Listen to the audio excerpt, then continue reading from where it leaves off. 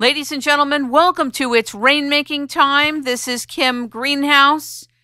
It gives me great pleasure to welcome Talal Jabari. He is the producer and director of a new documentary that you all must buy and watch called Full Signal: The Hidden Cost of Cell Phones.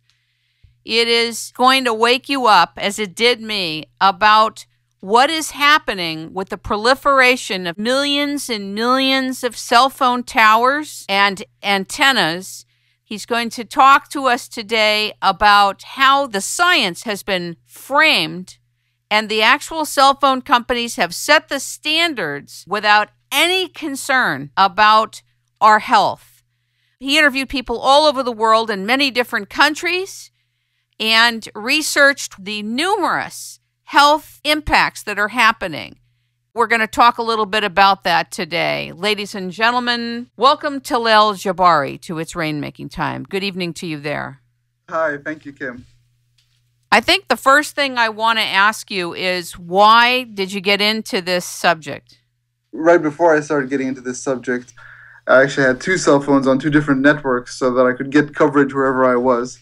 The irony is, a few months before I made the film, I was complaining to my carrier that I wasn't getting good service. I wasn't getting a very good signal on my phone. And they reassured me that the tower would be going up in my neighborhood soon. At the time, I was very happy that I would be getting full signal. A few months later, my wife gave birth to our first child. And I don't know, something inside me as a new parent, being a little perhaps overprotective in some respects, I decided to research what I had heard from a lot of people. You know, things that seemed to me like crazy talk, essentially. I decided to go and research it and discovered that there was something actually serious going on here. There is this risk, and that there is independent science that shows that there is a risk associated with this technology.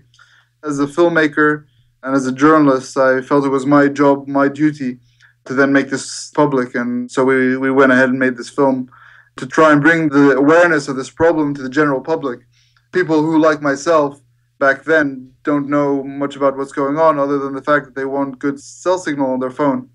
Have you typically done films that have to do with activism type scenarios? No. Being in the Middle East and being from the Middle East, the majority of my filmmaking career has been about the conflict. There are so many ways, unfortunately, that you can cover the Middle East conflict, and I've covered them in more ways than one. And so this was the first activism international documentary that I did. It actually started off as a regional documentary. I was thinking locally. I wanted to make a film about what's affecting people here besides the conflict. But when I went through the research and found out that this was such an international issue, that it's affecting absolutely every last person on the face of this earth, whether you have a cell phone or whether you don't, it's affecting you. And more so in third world countries where landlines are almost non-existent. When I discovered this, when I discovered that everyone's being affected, I thought it would be a waste of energy on my part as a filmmaker to make a local film. And that's why I went to 10 different countries to make this film. I spoke to all these different experts internationally who are world-renowned in their fields, because I felt it was necessary, because this topic is so big and because it affects us in the way it does. Talk to us about the countries you went to. Can you name them? I started off here in Israel and Palestine, covering the issue to a small extent. I covered a village which is in the north of Israel. It's actually an Arab village. This is where I started. I got in touch with an Israeli researcher, Dr. Zamir Shalita, and this whole segment actually appears at the end of the film. Right. But this is my starting point. I then went over to the States because cell phones are obviously spreading like wildfire in the US. It's such a big country. It has such a big impact. I mean, a lot of advertising comes from the States. So I decided the States would be my next destination. I visited about 6 or 7 different states, speaking to experts, some who appear in the film, some who don't appear in the film. And then I went over to Sweden, spoke to Professor Leif Salford there, and to Professor Ulle Johansson, two people who have been researching this topic for years. Leif Salford is a neurosurgeon, and he talks about how he's seeing an increase in brain tumors. Professor Ulle Johansson was one of the first people to do research on this topic back in the 80s. I couldn't do a film without speaking to one of the oldest researchers in this field. From the time you knew that you were going to have to go international, like to Canada, the US, to Sweden, the issue of raising the money was the next concern, wasn't it? when we started off this film, we decided that we wouldn't try to raise money, because to raise money in a film about a topic like this that involves a lot of money starts to draw up question marks. We felt. So we didn't want to take money, obviously, from the industry because they wouldn't be interested in this sort of thing. But we didn't also want to take money from activists. So at the end of the day, it wouldn't be a film, an organizational film showing the dangers. We wanted to be as independent as we could be. And it cost us a lot of money, obviously. How did you finance it then? Well, we the way we financed it is essentially we paid from our own pockets. We believed in the topic very strongly, and we felt this film needed to be made, and we financed it from our own pockets. That's really incredible.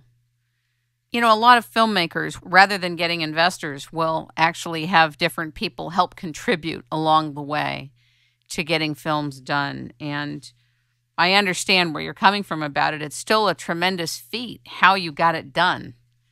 That's a lot of countries you went to. That's a lot of expenses to do it, going and coming and camera work. But you are a director and cameraman, both, correct?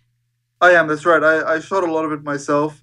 But when you look at the credits, I do have 4 or 5 other camera people that I hired.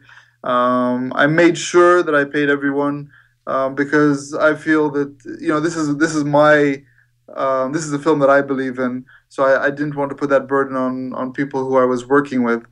But yeah, I did do a lot of the filming myself. In the film, there is the mention that there has been no funding available to do correct studies that will obviously demonstrate that there is medical harm being done to people, that this is something over a 20-year period, takes its own time to develop, and that there's this huge amount of brain tumors and leukemia and children being at huge level of risk. I think one of the people you interviewed talked about the fact that if children or young teens or even people in their 20s begin using cell phones, that there's a very high percentage of conversion rates to brain tumors and leukemia. Do you remember what that was? Well, that's Dr. David Carpenter, who's saying that there's an obvious increase with the generations in the amount of tumors that we're seeing. And, our generation, the older generation, we started using cell phones later on in our lives. Today they're using them when they're 12 years old and, 11 years old, 10 years old. They're using them for a lot longer time before they become mature adults. Even teenagers and young adults still are also using them heavily. Well, yeah, but they're using them even pre-teen now. People in 5th grade and 4th grade have cell phones. And so they have this, we're talking about, 8 years or so before they even, mature into adults. And then they're using it for the entire period of their young adult life. Young adults who are moving into their own places or have their own apartments don't bother getting landlines now. They're just using their cell phones. So you have these entire generations that are just becoming entirely reliant on cell phones and who know no other technology and are using it very heavily. They're very heavy users of this technology.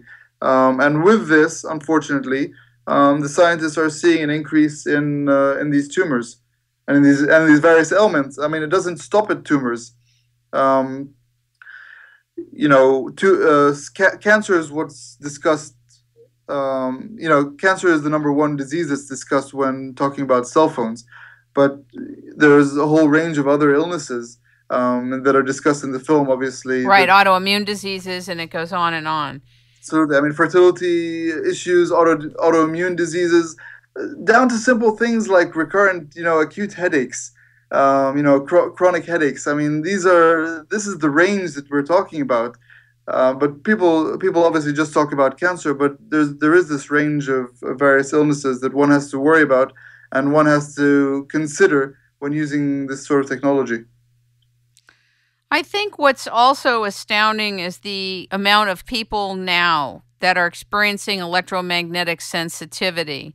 I, for example, went on a site called antennasearch.com in the United States. Yes. And I have to tell you, there's 4